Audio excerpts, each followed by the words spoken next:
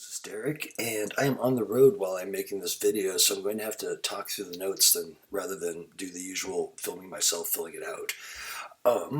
And if you're in 141, this is a continuation of the inequality section, and if you're in the co-rec, this will be a new video. And for those folks, I'll remind you that we did solving inequalities in the polynomial chapter, and this stuff should look familiar to that. For the people in the 141, that was the first half of this section.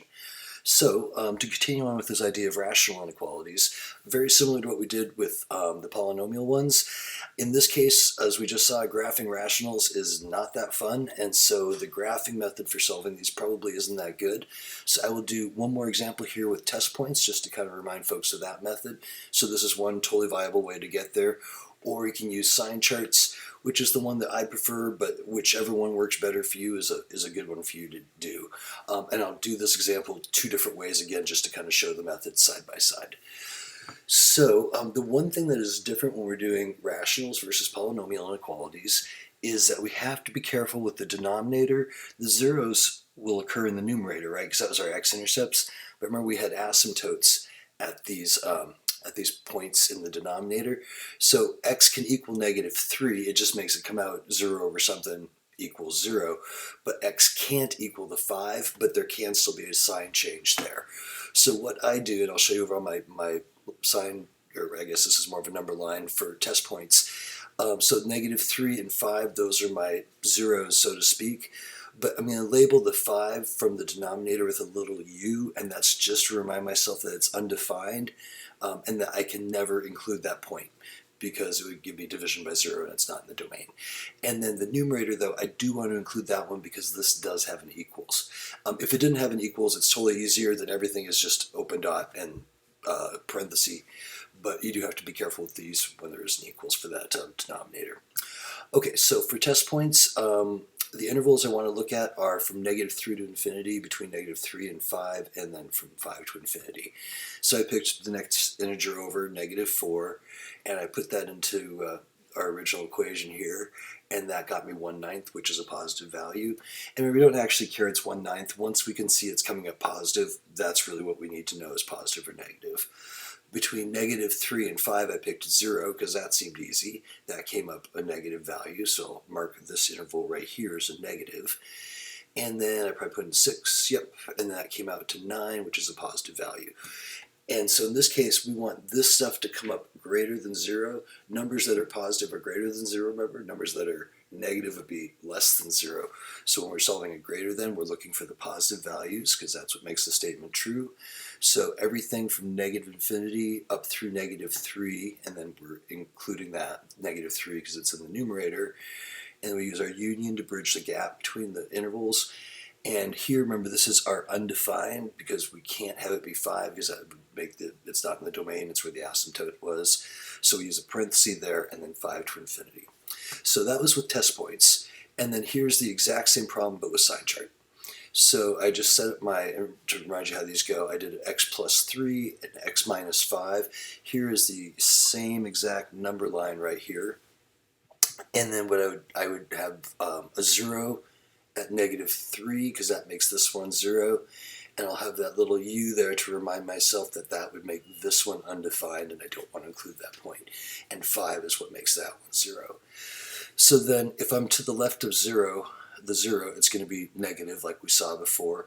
You can also do a little test point if it helps, just to kind of settle your mind.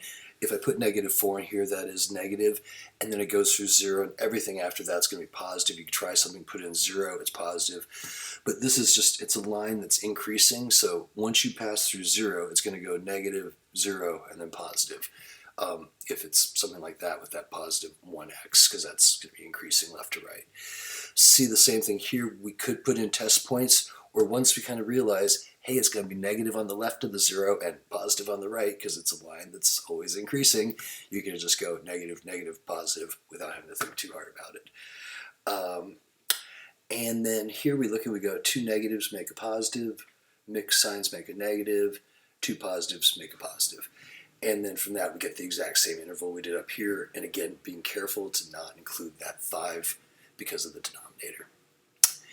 Let's see, so the next example is going to be something pretty similar. This one's going to be a less than or equals 2, so now when we go to look for answer, this time we're going to want the negative values because those are the ones that are going to come in under 0.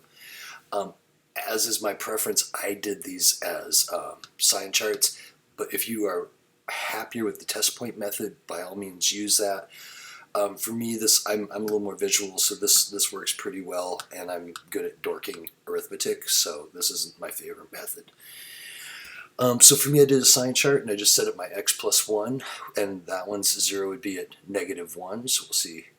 I put my 0 right there. X plus 3 from the denominator, so that one's 0, which is undefined, would be at -3. And then x minus 4 would have a 0 at 4, and then also undefined. A note on this, it's really easy to like go -1, 3, 4, or -1, -3, 4, to do them in the order that you listed them. And careful to get the number line in the right order. It sounds like a dumb thing, and people they do it all the time where they're like, okay, -1, -3, and 4. And you got to be careful to get it in the order it goes. I usually fill this in first so that I'm thinking, and then I match my stuff up. So these are all x plus, these are all positive x's. So again, these are all going to be lines. If you think about what that graph would look like, it would be, if I had a graph, it would be increasing, and x would be the y-intercept would be at 1, and be just going over 1, up 1, over 1, up 1.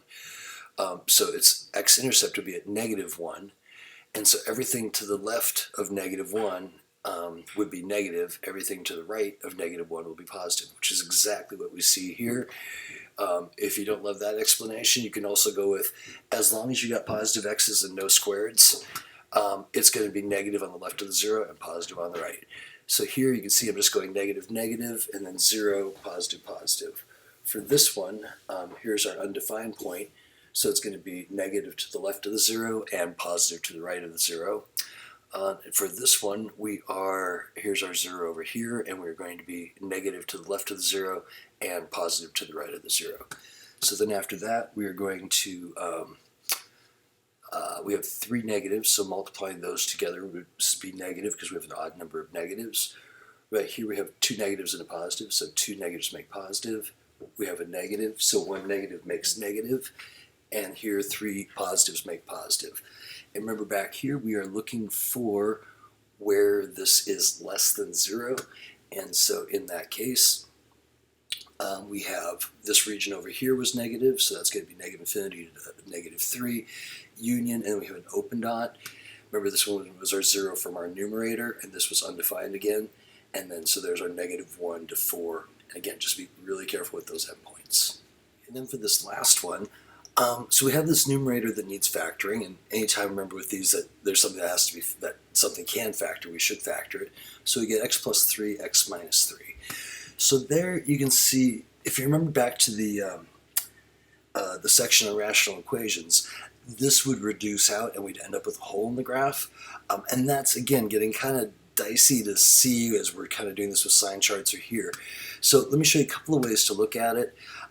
I could not reduce and just see what happens because I know this is right. So let's see what that does, and then I'll show it with reducing and then kind of explain what happened. So without reducing, I'd have x plus 3, x minus 3, x plus 3. So there they are, x plus 3, x minus 3, x plus 3. So I'm showing both of those factors in there. And for the numerator, x plus 3, I have a 0. But then for the denominator one, it's undefined because of the division by 0. And then our other factor right here is this 0 at 3. So same old, if it's going to be negative on the left of the 0, positive on the right, as long as these are all positive x's, that will always be true. And so this is just filling in the same, and then negative, there's our 0, positive, positive. And if you look at our two factors that were the same, negative times negative would have come up positive. Positive times positive is positive. Positive times positive is positive. So the only thing that this is contributing by having those factors there is reminding me that this thing is undefined at -3. And we'll see that in this next example as well. And so 3 negatives make negative, 1 negative makes negative, 3 positives makes positive. And notice we get kind of like, we're used to the signs maybe flipping back and forth at this point. This one didn't because we got this kind of funky double factor top and bottom. But what we're looking for is the less than or equal to zeros. So that's going to be all these negative regions. So it's everything from 3 out to the negative infinity except that negative 3 there. And that's the good part about not reducing is it makes you kind of deal with the fact that you have a denominator that you have to make sure that you exclude from your answer. And it's really easy to forget that. Or if I were to reduce, say I canceled that out, what I'd have to do is just write down or tell myself somehow, hey, when you do this, that's all fine, but x can't be negative 3. And as long as you make that notation, and that's going to be our restriction, I can go ahead and just do this very simple little x minus 3 is less than or equal to 0. Bring that 3 over. There's x is less than or equal to 3. That's just what we got up here. And I have to remember that, hey, because I did that reduction, that it can't be negative 3. For the interval notation on that, we are going to have from negative infinity up to negative 3, and then because that's an open dot, we have to do this kind of funky negative 3 parenthesis union parenthesis to exclude negative 3, and then on up to positive 3, and then that one was a bracket again because that came from the numerator. We're being careful of that came from the numerator here, and here we're being careful to exclude that value because of the division by 0.